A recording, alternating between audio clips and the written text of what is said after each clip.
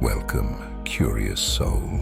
Tonight, we unearth tales best left buried, stories whispered in shadows.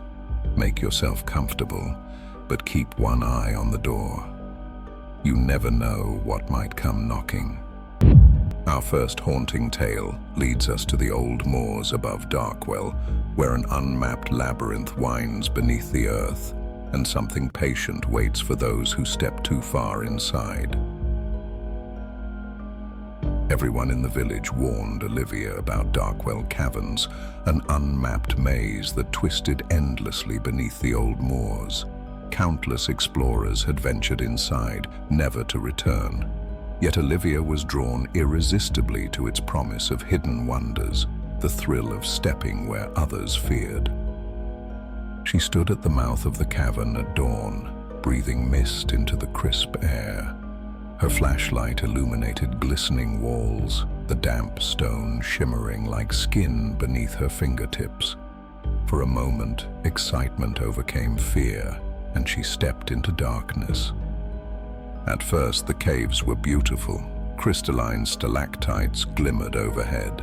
Deep pools reflected her torchlight like liquid glass. She carefully followed her map, marking routes as she went, comforted by her thorough planning.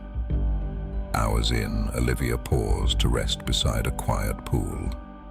She spread the map on a rock, sipping water, listening to the quiet dripping of moisture from the cavern ceiling. Unseen behind her, silent fingers stretched from shadow, lifting the map softly from the stone before vanishing quietly into darkness. When she rose to continue, panic seized her instantly. The map was gone.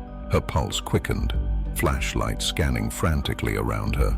She knelt, checking beneath rocks, beneath her gear, even the pool. Nothing. Her breathing grew shallow. "Impossible," she muttered, desperation thickening her voice. Then, from somewhere deeper, something shifted. A footstep, deliberate and slow, echoed against the rock. Olivia froze, heart hammering, ears straining. Silence followed, heavy and unbearable.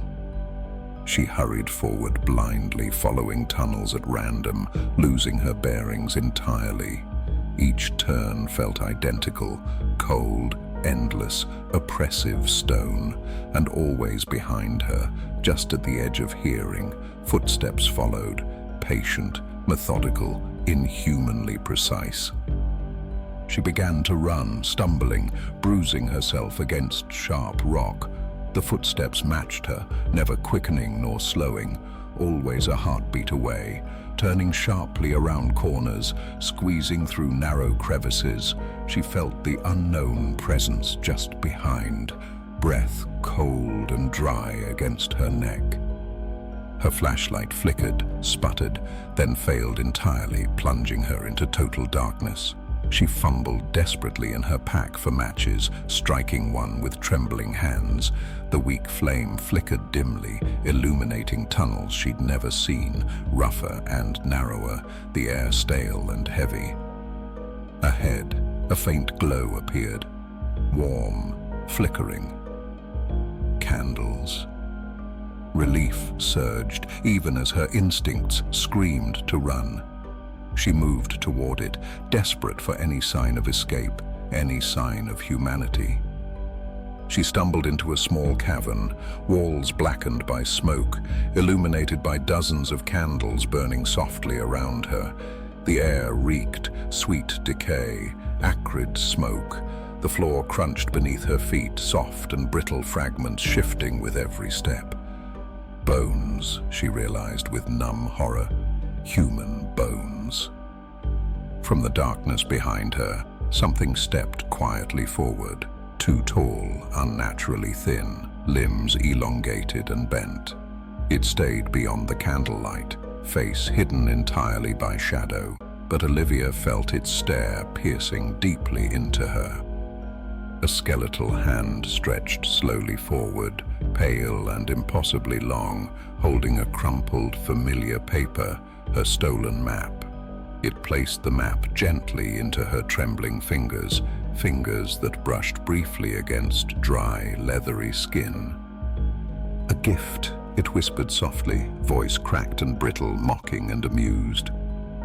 The figure's laughter filled the chamber, dry, rasping cackles echoing endlessly, mingling with her screams. She clambered on all fours over the bone-laden floor, fruitlessly attempting to flee, slipping and sobbing, until she once again felt that dry, leathery skin, this time clamping down on her ankle, a bone-splintering vice. Weeks later, the rescue teams found only twisting tunnels and endless dark. No equipment, no map, no trace of life.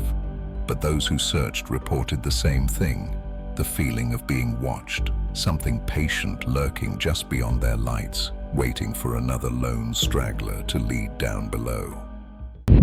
Our next grim account descends into the forgotten tunnels beneath Midvale, where the stench hides eyeless things that hunt by sound and never lose their way.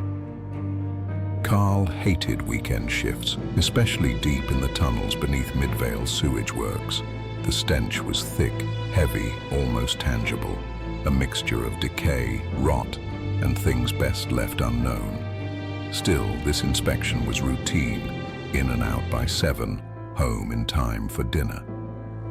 But tonight had run later than usual, and by the time Carl finished checking the last junction, the crew room was already dark. His colleagues, certain he'd left earlier, had locked up and gone home, leaving him stranded beneath the city streets, alone in the labyrinthine tunnels until Monday morning. "Damn it," Carl whispered, voice echoing softly down dripping passageways. Panic fluttered briefly before he calmed himself, breathing deeply. Alternate exit, he reminded himself. Maintenance hatches, emergency doors. He switched on his torch, its beam slicing through the darkness, illuminating walls slick with grime and moisture. Each step echoed loudly, footsteps mingling with dripping water and distant groans from aging pipes. Navigating deeper than he'd ventured before, Carl stumbled upon a rusted door, slightly ajar, its hinges corroded with age. Curious and desperate, he pushed it gently open. The torch beam spilled inside, revealing a sight that froze him solid. Figures stood silently in a circle, cloaked in tattered robes, shoulders hunched, faces pale and turned downward. Their heads twitched slightly in response to the sudden intrusion of light. Carl's breath caught as he noticed their faces clearly. Smooth skin where eyes should be, mouths gaping grotesquely wide, lined with razor-sharp teeth glistening in torchlight. Heart slamming painfully, Carl stumbled backward, grabbing the door and slamming it shut instinctively. Instantly, horrific shrieks erupted from inside, echoing wildly through tunnels like a chorus of damned souls. Carl fled blindly, torch shaking violently, each tunnel indistinguishable from the last. The cries pursued him relentlessly, guttural, primal, enraged. He turned sharply, tripping, falling, scrambling desperately into a darkened alcove. He clicked off his torch, sinking into shadows, breath ragged and shallow, desperately trying to silence his pounding heart.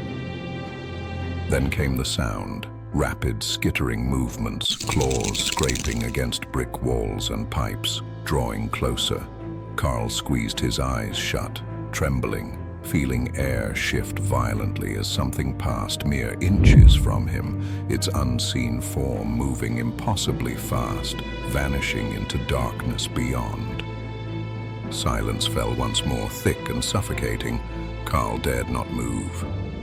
Then, impossibly, from somewhere distant above, he heard voices, familiar voices calling his name. His co-workers had returned, finally realizing their mistake. Hope surged. Carl forced his trembling fingers to switch the torch back on, but in his haste, it slipped from his grip, splashing into the filthy water below. Panicked, he dropped to his knees, frantically feeling through sludge until his fingers brushed plastic. Relief washed over him as he fumbled with the torch, finally switching it on with a shaky laugh. The beam flickered to life, illuminating directly in front of him the pale, eyeless face and impossibly wide mouth filled with rows of blood-stained, needle-like teeth. The creature stood inches away, head tilted grotesquely, its mouth stretching into an even wider smile, as if mockingly delighted. Carl was frozen in fear, unable to scream. And then, the realization. The distant cries of his colleagues had stopped, replaced by the sounds of wet tearing, bones cracking, flesh splitting open in hungry mouths. As the creature lunged with a final shriek, Carl's torch plunged once more into the sewage water, darkness flooding the tunnels, silencing everything but the echoes of feasting and the endless dripping of pipes. The stories are over, for now. But don't get too comfortable. All stories begin somewhere, and the next one might start with you.